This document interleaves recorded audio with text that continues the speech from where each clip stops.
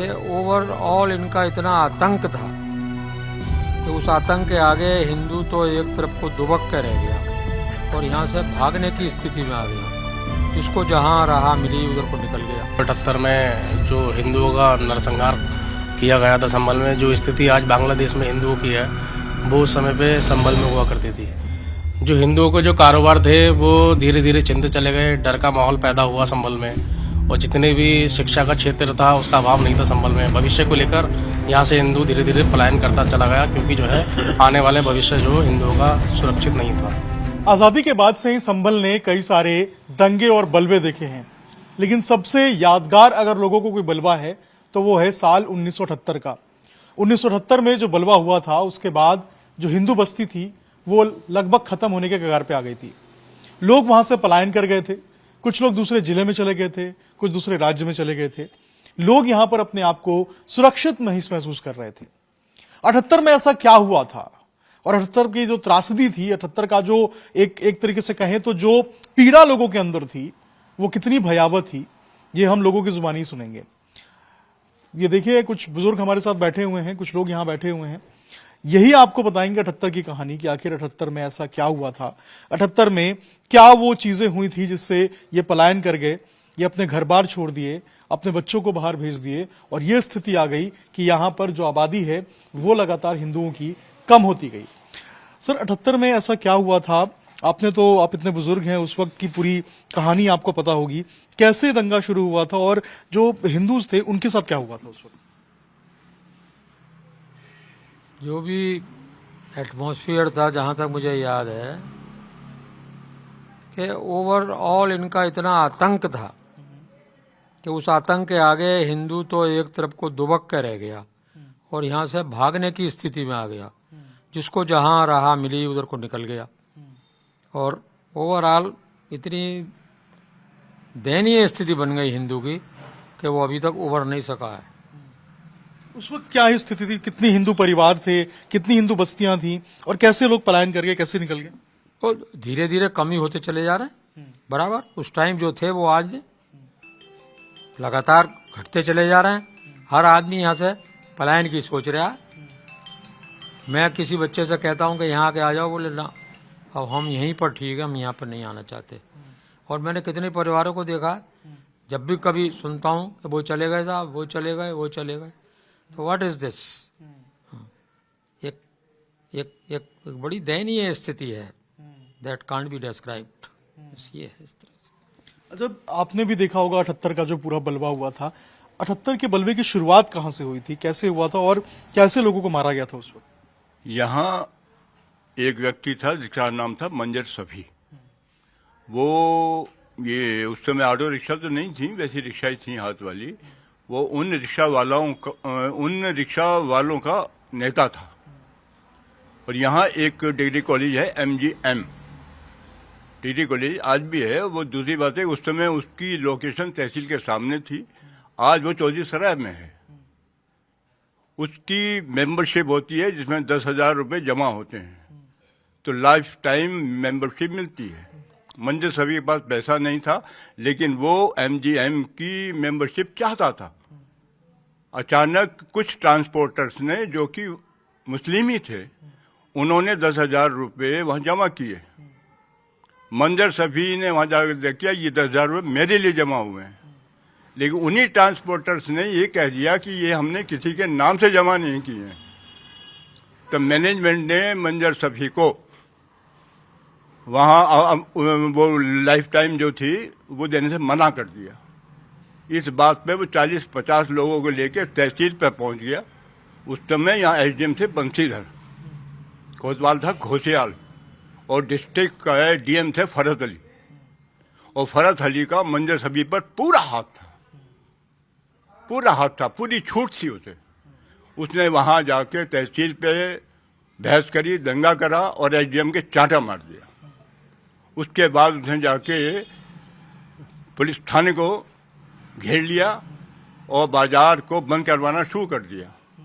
हालांकि उस समय एक हमारा बहादुर सनातनी भी था जिसने अपनी दुकान बंद नहीं करी, और वो दुकान जो शराब का ठेका है उसके बराबर में पान की आज भी है। और वहाँ से फिर ये बलवा शुरू हुआ। अब जो लोग यहाँ गांव के आए हुए थे, उनके यहाँ से निकलने का रास्ता भी वही था जहाँ से मुरारी लाल जी की फर्सी। तो मुरारी लाल जी ने तो उन्हें बचाने के लिए अंदर ले लिया, पर उसके बाद जो हुआ वो सबने देखा, कम से कम 32 लोगों की मौत तो हुई है और यहाँ पूरा माहौल बदल गया। और बहुत दिनों तक जो चीनियों के स्टॉक थे उनका धुआं 8-10 दिन तक बराबर देखा गया है उन दिनों। तो वो उससे बेबस तो है ही। उसका वजह ये हुआ कि जो कभी राय शक्ति पूरी रोड जो कहलाती है, जहाँ मंदिर निकला है, मतलब ये माहौल जो आखिर तक जाता है, ये संपूर्ण हिंदू क्षेत्र था और हर बिरादरी, हर जाति के लोग हिंदुओं में यहाँ रहते थे। पलायन तो पहले भी शुरू हुआ थोड़ा थोड़ा, लेकिन 78 के बाद बिल्कुल खाली हो गया और मुस्लिम क्षेत्र बन गया। अच्छा सर, एक बात बताइए, 78 की जब हम बात कर रहे हैं, 78 के बलवे की बात कर रहे हैं, उस वक्त की अगर हम बात करें तो कितनी हिंदू की संख्या थी, कितनी हिंदू बस्तियां थी, और अभी की अगर हम बात करें कितनी संख्या कम हुई है? 78 में कितने लोग पलायन किए थे? भाई सन 78 में अगर मैं बात करूं तो सन 78 में मेरी एज 17 साल थी। सन 78 में जब बलवे की स्थिति थी, ये 26 मार्च का दिन था, तब ये शुरू हुआ था। और मैं 17 साल की उम्र एक अच्छी होती है और लोग जो है आप जानते ही होंगे कि उत्साह में रहते हैं, भाई क्या हुआ है और कैसे हुआ है और हम भी करेंगे तब भी। तो हम भी सड़क पे निकले हुए थे, आगजनी चल रही थी, मंजर सफ़ी उपद्रव मचा रहा था। तो हमारे प्रमोद गुप्ता पनवाड़ी के यहाँ से शुरू हुआ और उसके बराबर में एक सब्जी मंडी हुआ करती थी। सब्जी मंडी में तोड़फोड़ सबसे पहले शुरू हुई और सब्जी मंडी की जो तोड़फोड़ थी, तो यहाँ से ये सूचना गई कि मंजर सफ़ी को मार दिया गया। मंजर सफ़ी को मारने की सूचना जैसी शहर में फैली, तो वैसे ही जो मुरारी लाल का फड़ था, वहाँ पर लोग जो थे उसके अंदर घुस गए। उस फड़ में रिफाइंड चला करती थी, यानी कि गलावट चला करती थी, उसमें सीरा पकाया जाता था, कढ़ाव पकते रहते थे, नीचे भट्टी चलती रहती थी। वहाँ जब हुआ तो मुरारी लाल जी के फड़ में एक उनके मामा हुआ करते थे, उन्हें बनवारी लाल कहा जाता था। तो बनवारी लाल जी वहाँ पर बैठे हुए, तो वही सब उसका संरक्षण देखा करते थे। जब ये बलवे की खबर वहाँ पहुँची तो वहाँ पर मुसलमान घुस गए, क्योंकि वहाँ पर इसलिए घुस गए क्योंकि बराबर में ही नखासा है, खेड़ा है, दीपासराय है। ये सब लोगों ने जाकर के वहाँ पर सबसे पहले छापा मारा और सबसे पहले वहाँ पर घुस करके इनके पास बहुत सारा एक अच्छा असला था, उस असले से इन्होंने सबसे पहले लाला बनवारी लाल जी को मारा, काटा और इवन के उनके जूतों में भी सरिया घुस दिया गया और उसके बाद उनको काट करके उस भट्टी में डाल दिया गया। वहाँ बहुत ही उपद्रव हुआ और मैं समझता हूँ कि उस दिन का किस्सा है 15 से 20 लोग वहाँ पर मारे गए। और मेरे बाबा जी की भी गलावट थी, गलावट बहुत थी वहाँ, तो हमारी भी गलावट चला करती थी। हमारे यहाँ सलारपुर की गलावट चला करती थी और वहाँ से लोग आया करते, तो वो हमारे यहाँ सारा ही काम मुस्लिमों से था। लोगों ने कहा साहब जितने यहाँ पर मुस्लिम हैं तुम उन्हें मरवा दो। तो हमारे पिताजी ने या हमारे चाचा जी ने मना कर दिया कि भाई हम ऐसा नहीं कर सकते, हम लोग सनातनी हैं तो ऐसा तो नहीं करेंगे, जहाँ पर भी ये लोग हैं अपने सुरक्षित यहाँ से जाएं, हमारी खांची से निकल जाएं। तो हम लोगों ने उन्हें खांची से निकाल दिया और वो चले गए। परंतु ऐसा हम भी कर सकते थे, लेकिन हमने ऐसा नहीं किया, ये सनातन की पहचान है। तो 1978 के बलवे की अगर बात करूँ, जैसा आप कह रहे हैं कि भाई आबादी क्या थी, तो उस समय मुझे अच्छी तरह से याद आ रहा है, या तो हम आधे आधे थे या 55-45 हुआ करते थे। वो 55 थे तब भी, हम लगभग उनसे कुछ कम थे। और आज कितने होंगे? आज की स्थिति तो 20% और 80% की रह गई है। तो आखिर ये स्थिति आई कैसे? आखिर ये संख्या हिंदुओं की कैसे घट गई और उधर क्यों बढ़ गई ऐसे? परिस्थिति आप देख रहे हैं कि संभल को कभी भी राजनीतिक अस्तित्व नहीं मिला, राजनीतिक संरक्षण नहीं मिला। और राजनीतिक संरक्षण न मिलने का कारण यह है कि भारत में 1947 से लेकर के अगर मैं बात करूं 2014 तक, तो हमेशा विपक्ष ने राजनीति की है, विरोधी पक्ष ने राजनीति की है और विरोधी पक्ष की वजह से हमेशा सनातन को धक्का पहुंचा है और सनातन हमेशा घटा है। और यही कारण है कि संभल जैसे इलाकों में सनातनियों की कमी हुई है। अच्छा, 78 की हम बात कर रहे हैं, 78 के बलवे की बात कर रहे हैं, उस वक्त क्या स्थिति थी? आपको क्या याद है? किस तरीके से लोग पलायन किए, किस तरीके से लोग भागे थे उस वक्त? देखिए, सन 1980 का मेरा जन्म है और जैसा मैं अपने बुजुर्गों से सुनता हूँ कि उस समय बड़ी भयावह स्थिति रही, कैसे लोगों को जिंदा जला दिया गया, कैसा उत्पीड़न हुआ उस समय, तो वो स्थिति दोबारा ना हो, हमें राजनीतिक संरक्षण की आवश्यकता है, संबल को रक्षा सुरक्षा की आवश्यकता है, और जैसा शासन प्रशासन वर्तमान में कार्य कर रहा है उससे यहाँ के हिंदू बहुत खुश हैं, बहुत ही ज़्यादा। लेकिन सवाल यह है कि आखिर हिंदुओं की संख्या घटी कैसे? जो संख्या थी, जो कि पहले 45% थी, वो 20% पे कैसे आके गिर गई? उसका जो मेन कारण रहा वो लोगों का यहाँ का जो भय का माहौल था, उस भय के माहौल से डर के लोगों ने पलायन किया, लोग बाहर चले गए, अपने बच्चों के भविष्य के लिए सोचा उन्होंने कि यहाँ सुरक्षित नहीं है। बस मेन कारण वही रहा कि यहाँ से लोग पलायन करते रहे। उन्होंने सोचा कि यहाँ जिस प्रकार से गुंडागर्दी चल रही है, चरम सीमा पर थी उस समय गुंडागर्दी। समाजवादी पार्टी के कुछ नेता थे जिन्होंने यहाँ पर गलत कार्य किया, एक ही वर्ग के लोगों को प्रोत्साहन दिया, तो उसका मेन कारण यही रहा। और अब हमें इस पलायन को रोकना है, हमें संबल का जो हमारा अस्तित्व है, जो तीर्थ नगरी है, उसे बचाना है और उसकी रक्षा करनी है। उसी का ही बस ये होना चाहिए कि तो आपको क्या याद है 78 के बारे में? क्या था 78 में माहौल और कैसे लोग जो हैं वो परेशान थे उस वक्त? उस वक्त परेशान क्या थे हम लोग। कुछ याद है आपको 78 के वक्त की क्या स्थिति थी, क्या मंजर था?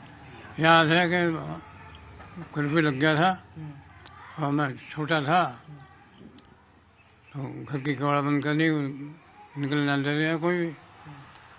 और जब हिंदू पुलिस आ जाती थी उसमें तो हमें छूट हो जाती थी, और वैसा कुछ नहीं होता था। आपको क्या याद है उस वक्त? हम ऐसे ही रहे होंगे 10-12 साल के उस समय, और बस सुना था हमने, ज़्यादा ध्यान नहीं है। लेकिन परिस्थिति यही रही कि यहाँ पर हिंदू भागे इसीलिए कि वो दंगा जो हुआ, दंगे के भय की वजह से भागे, और उसके बाद कभी भी हिंदू को ये सहारा देने वाला कोई नहीं मिला कि कोई जैसे राजनीतिक होता है, एमपी होता है, एमएलए होता है, ऐसा कोई नहीं मिला। सापा की सरकार रही, कांग्रेस की रही, इस तरीके की सरकारें रहीं, तो उसमें हिंदू का मनोबल टूट गया, उनकी सुनवाई कुछ हुई नहीं, और उनकी सुनवाई नहीं, एक ही पक्ष की सुनवाई होती रही। इसलिए लोगों को लगा कि भाई यहाँ से तो पलायन करना ही ठीक है, बच्चे भी भविष्य खराब है बच्चों का, इसलिए हिंदुओं की संख्या कम हुई। आपको क्या लगता है ये जो संख्या जो है, जो लगातार गिर रही थी, इस संख्या गिरने के पीछे का कारण क्या है? क्या स्थिति रही थी उसमें? देखिए, उस समय मैं 10 वर्ष का था और मैंने इस दंश को भी झेला था, और मैंने जब देखा था मार्शल लॉ लगा था, 70-80 दिनों तक जो चला था, देखते ही गोली मारने के आदेश थे। और इसके पीछे जो आबादी घट रही है उसमें कई कारण हैं। एक तो पारिवारिक कारण है कि हम लोगों के यहाँ हम दो हमारे दो का नारा है, दूसरा वर्ग का जो है ऐसा नहीं है, और दूसरा राजनीतिक कारण रहा कि सदा से ही विपक्षी सरकारें रही हैं और उन्होंने एक वर्ग विशेष को ही तरजीह दी, और जो हमारी संबंध में थे जैसे रोजगार है और आवास है वो सीमित रहे, और आज भी वही स्थिति बनी हुई है। मात्र 2-3 मोहल्ले रह गए संभल में। हम तो लगातार मांग कर रहे हैं राष्ट्रीय मानव अधिकार आयोग के माध्यम से भी कि सुरक्षा और व्यवस्था के लिए और सहूलियतों के हिसाब से संभल को रिस्ट्रक्चर किया जाए। यहाँ पे रोडवेज और क्या नाम है रेलवे और जो साधन है, शिक्षा के साधन हैं, रोजगार हैं और आवास है, इस पे काम किया जाए। और जो इस समय वर्तमान सरकार काम कर रही है वह साधुवाद के पात्र हैं। तो देखिए, ये यादें हैं लोगों की। अच्छा, आपने भी सुना होगा इसके बारे में, 78 के बारे में। 1992 में भी इस तरीके से बलवा हुआ था। क्या याद है आपको और क्या स्थिति थी उसमें? जैसे मेरे पूर्वज मुझे बताते हैं कि 1978 में जो हिंदुओं का नरसंहार किया गया था संभल में, जो स्थिति आज बांग्लादेश में हिंदुओं की है वो उस समय पे संभल में हुआ करती थी। जो हिंदुओं के जो कारोबार थे वो धीरे धीरे चिंते चले गए, डर का माहौल पैदा हुआ संभल में, और जितने भी शिक्षा का क्षेत्र था उसका अभाव नहीं था संभल में। भविष्य को लेकर यहाँ से हिंदू धीरे धीरे पलायन करता चला गया, क्योंकि जो है आने वाले भविष्य जो हिंदुओं का सुरक्षित नहीं था। तो संभल से जितने भी लोग यहाँ आज के बाद में जो पलायन किया है, जो 1978 के बाद में, 92 के बाद में संभल में 3-4 दंगे हुए हैं, तो दंगों को लेकर हिंदू बहुत डरा हुआ था। और आज की डेट में जो योगी सरकार है तो हिंदू आज की डेट में सुरक्षित है, अपने आप को सुरक्षित मानता है। शासन प्रशासन भी हिंदुओं को लेकर सुरक्षा को सारे कार्य कर रहा है। तो हिंदुओं का पलायन स्वाभाविक था। उस समय पे हिंदू जो है डर के माहौल की वजह से पलायन कर रहा था। जितने भी कारोबार हैं धीरे धीरे मुस्लिमों ने यहाँ छीन लिए हैं। जितनी भी दुकानें थी कम दामों में या उनके मकान डरा धमका के उनको कम दामों में लिखवा लिया, अंगूठे लगवा लिए। तो ये काम जो उन्होंने 1978 के बाद में दंगों के समय में किया। अच्छा, आपको भी याद है 78 में जो बलवा हुआ था उस वक्त क्या स्थिति थी, कैसे लोग भागे थे? स्थिति बहुत खराब थी उस समय। काफी लोगों को जिंदा जला दिया गया था। 78 में पहला बलवा तो हुआ था सन 76 में, उसके बाद 78 में। 78 के उससे संभल का माहौल बहुत ज़्यादा खराब हुआ और जो कुछ मुस्लिम इलाके थे जहाँ हिंदू रहते थे वो धीरे धीरे वहाँ से पलायन करने लगे, असुरक्षित महसूस करने लगे। चूँकि व्यवहार थोड़ा गलत होता था उन लोगों का, नेचुरली आज आप भी देख रहे हैं बांग्लादेश में, यहाँ कश्मीर, उसकी वजह से हिंदुओं ने वहाँ से पलायन करना शुरू कर दिया। धीरे धीरे व्यापार के क्षेत्र में भी हिंदू जो थे वो पिछड़ते गए और ये लोग आगे बढ़ते गए। उस वक्त 78 में जब ये बलवा हुआ था उस वक्त एमपी कौन था, एमएलए कौन था यहाँ का? उस समय किसकी सरकार हुआ करती थी यहाँ पे, कुछ याद है? अभी बताता हूँ, ना अभी बता रहा हूँ। 78 जनता पार्टी की, और एमएलए थे डॉक्टर शफीकुर रहमान बर्क साहब, जहाँ तक मेरा ख्याल है। 78 में, चूंकि 77 में जनता पार्टी की सरकार बनी थी और 78 का ये बलवा हुआ था। तो उसके बाद से हालात ज़्यादा बिगड़े और संभल के जितने भी किनारे वाले इलाके हैं जहाँ हिंदू थे और मुस्लिम भी थे, वहाँ से हिंदू सब धीरे धीरे पलायन करने लगे। तो 78 की जो कहानी है वो बहुत दर्दनाक है, दुखदाई है। लोग बताते हैं किस तरीके से 78 में जब बलवा हुआ तो लोग निकले, बाहर गए और धीरे धीरे जो पलायन की स्थिति थी वो होती गई। लोग जो हैं वो कोशिश कर रहे थे कि वापस से अपने जो घर मकान तक पहुंचे, लेकिन उस वक्त जो स्थिति थी वो काफी ज्यादा भयावह थी। जो हिंदू बस्तियां थी वो हिंदू बस्तियां उजड़ गईं। कई लोगों को मुरारीलाल की फड़ में जिंदा जला दिया गया, ये भी खबर आ रही थी। कई लोग मारे गए। इस तरीके से 78 की कहानी हुई और 78 की कहानी ने एक नए संभल को जन्म दिया। वो संभल जो धीरे धीरे करके हिंदू विहीन होता गया और जो आंकड़ा स्वतंत्रता के वक्त पे यहाँ पर जो हिंदुओं की आबादी थी वो लगभग 45% के आसपास थी, वो गिर के 20% के आसपास हो गई। तो आप समझ सकते हैं कितना बड़ा परिवर्तन संभल के अंदर आया, कितना बड़ा डेमोग्राफिक चेंज संभल के अंदर आया। लोग यही कह रहे हैं कि जब डर का माहौल हो, दहशत का माहौल हो तो कौन ही रहना चाहेगा, और यही कारण है कि लोगों ने यहाँ से पलायन शुरू कर दिया। 78 की कहानी बहुत ही ज्यादा गंभीर है, बहुत ज्यादा डराने वाली है और ये सोचने पर मजबूर करने वाली है कि आखिर संभल की स्थिति 78 में क्या होगी। साल 1978 में जब बलवा हुआ उस वक्त हालात बहुत खराब थे। लोग अपने घरों से बाहर नहीं निकल रहे थे। उस वक्त कई सारे परिवारों ने अपने बच्चों को खोया, कुछ ने अपने पिता को खोया, कुछ ने अपने भाई को खोया।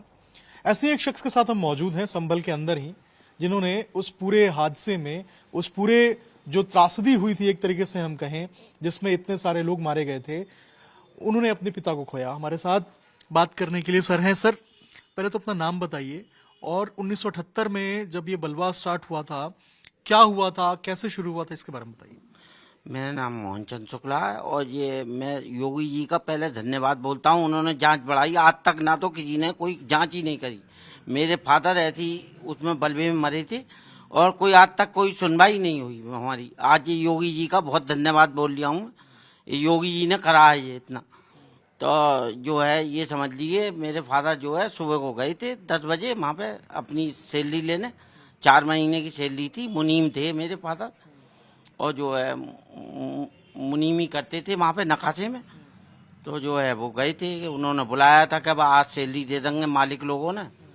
तो वो जो है वो बोले कि मैं कल को जो है वो जो है 1 घंटे में आन के सैलरी लेके आ रहा हूँ, फिर मामा के यहाँ जाऊँगा चंदोची, आप जो है खाना उना तैयार रखो, अम्मा से कह गए थे। तो अम्मा बोली कि हाँ खाना तैयार हो जाएगा, जब तक आ जाओ लौट के लेके सैलरी। अब वो वहाँ पे गए नखाते में, वहाँ देखा तो यहाँ से तहसील से झगड़ा चालू हुआ है, वहाँ से मार पिटाई, ये समझ लो डंडेबाजी और ये वो बहुत झगड़ा चालू हो गया। तो अम्मा बोली हमारी कहना, बोले तेरे पापा तो वहाँ पे फंस गए, उधर सैलरी लेने गए हैं, देखो तो सही लल्ला क्या क्या हुआ।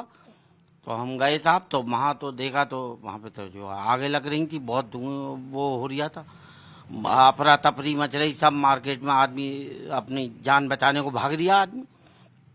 अब साहब जो है वहाँ पे देखा तो साहब करीबन रात को जो है कम से कम वहाँ पे जो कह रहे हैं कि वहाँ पे तो आग लग गई, उसमें मुरारी लाल के फड़ में वो बैठे थे जिनका मुरारी लाल का फड़ था, उन्होंने खुद बुला लिया अंदर, बोले पंडित जी अंदर आ जाओ, आप जो है यहाँ सुरक्षित बच जाएंगे, यहाँ पे कोई आदमी मारा ना जाएगा यहाँ पे। और गांव की गाड़ियाँ थी सब, ये समझ लो गुड़ उड़ बिके कर रख रहा, सब अंदर ले के भागे उसके खांची के अंदर उसे। और कुछ जो है आदमी जो है ड्रम के अंदर, तब तक हुए मई जून की गर्मी थी, और उसमें ड्रम के नीचे दुबक गए कुछ लोग, और कुछ लोग जो है ऊपर भाग गए।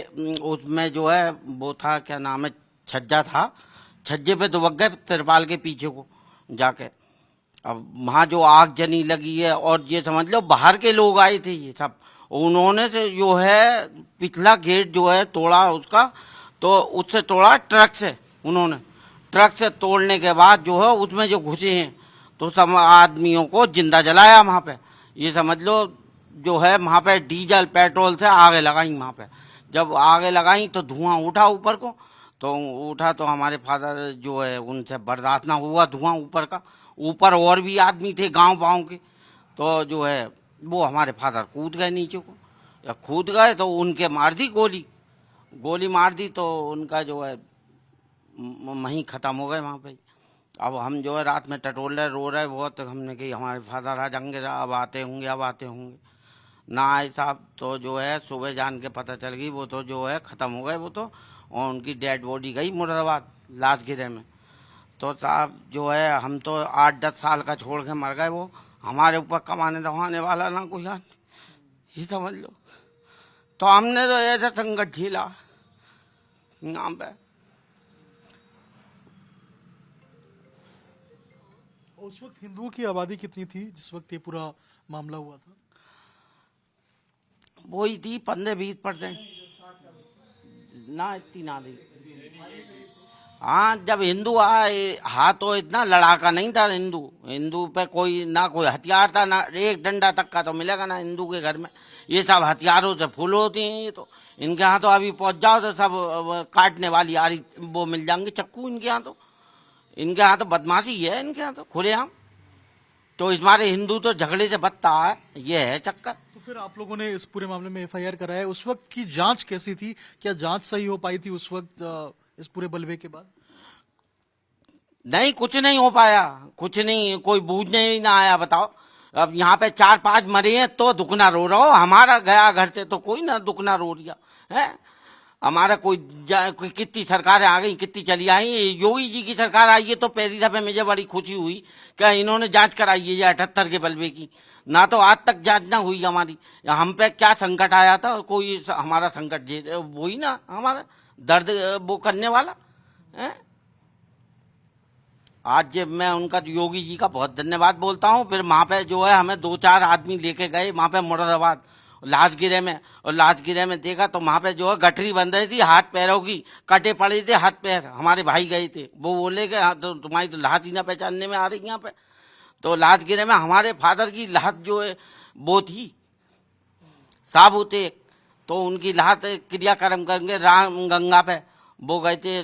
शुक्ल जी, इनका नाम क्या नाम है, शुक्ल जी, शुक्ला मार्केट जो है वो गए थे, और डोईलाल जी गए थे साथ दोनों। उन्होंने बेचारों ने क्रियाक्रम कराए हमें। तो फिर यहाँ पे जो है आन के क्रियाक्रम बोले, वो उनके डायरी पायरी सब बंडियों में से निकाल के दिए, कागज उगज उनके। ऐसा करा था मेरे फादर के साथ, तो बड़ा बुरा वो करा इन्होंने। अभी भी याद करके आप लोग रो देते हैं और आंसू आमे हैं साहब। अब वो चले गए तो हमारे ऊपर कौन था करने वाला, हमारा छोटे छोटे से हम तो। अब ये बताइए तो कौन हमारा देखने वाला? आज ये पहली दफे हो रही है आज, ना तो कभी आज तक कोई पूछने भी ना आया कहाँ मर रहा हो कहाँ जी रहा हो, कोई ना पूछने वाला आया। तो उस समय की क्या सरकार ने आप लोग की मदद नहीं की? उस समय एमपी कौन था यहाँ का, क्या हालात थे? एमपी मेरे इस बात का तो ध्यान ना, कौन ना एमपी आया ना एमएलए आया, कोई ना आया हमारे पास। बस पुलिस आई थी हमारे पास, पुलिस हमारे घर पे सांत्वना देने गई, और वो बोली क्या है ना, घबराओ मत आप घबराओ मत, बिल्कुल भी आपकी मदद करेंगे, जितनी सपोर्ट होगी उतनी करेंगे। तो हमारा कुछ वो देखे गए, खाने पीने का सामान वामान भी देखे गए वो बेचारे। और कुछ नहीं हुआ?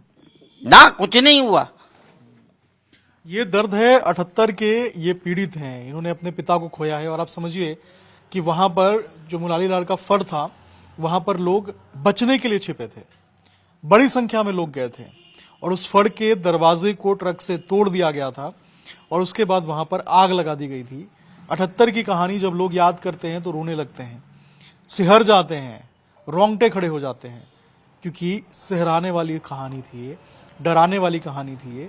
और उसके बाद से ही ऐसा सिलसिला शुरू हुआ कि लोगों ने पलायन करना शुरू कर दिया, लोगों ने अपने घरों को छोड़कर बाहर दूसरे जिले में या दूसरे राज्य में जाना शुरू कर दिया। और धीरे धीरे संभल, जहां पर 45% हिंदुओं की आबादी होती थी, वो घट के अब 20% पे रह गई है।